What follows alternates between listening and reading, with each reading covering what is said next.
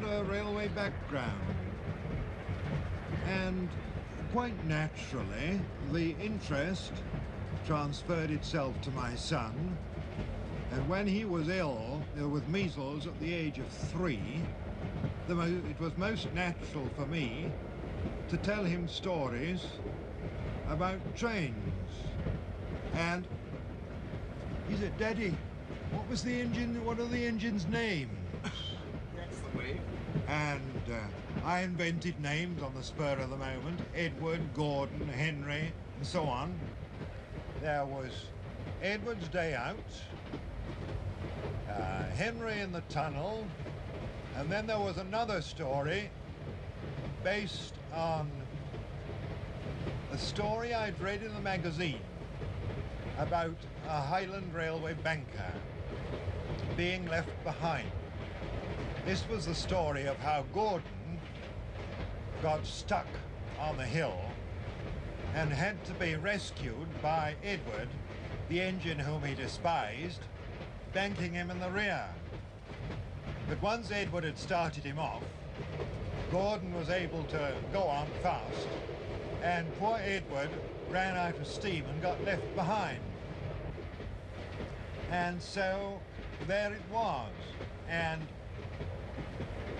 the first book, 3 Railway Engines, was published in 1945. Already a veteran craftsman of animation and special effects, he'd learned his trade on the Thunderbird series, now enjoying a revival. The idea of drawing the engines was rejected. Instead, they decided to use models, so Thomas got his very own studio. Morning, boys. Thank you. Excellent. The series is filmed on a huge train set, forever changing to accommodate each story. The detail is extraordinary. With the enthusiasm of those one suspects would be playing trains anyway, Midden and his team have built a fantasy world beloved by children everywhere. Everything comes in 2 sizes. Close-up shots on the footplate, for example, are filmed on large-scale models, though these don't move.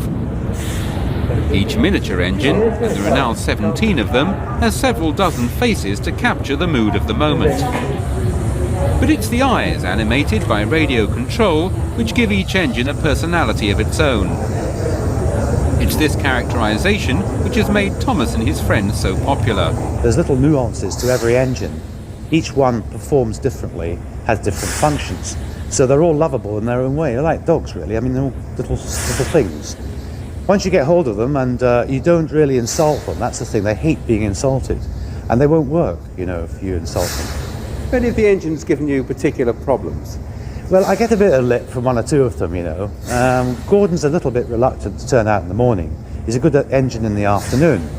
Whereas Percy and Thomas love the morning. Yeah, they're very good in the morning.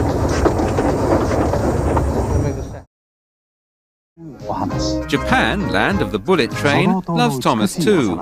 And so do the Americans, though they wanted some changes. The Fat Controller, the word fat in America is considered, well, it's like you don't refer to people's size as such. And so he is called by, of course, what is his true other name, which is Sir Topham Hatt and Lady Hatt. The Americans also killed off an engine called Daisy, who with fluttering eyelids was considered a female stereotype. Some will consider a change in the new series is more fundamental. Silly old board, thought Thomas. He had often tried to pass it.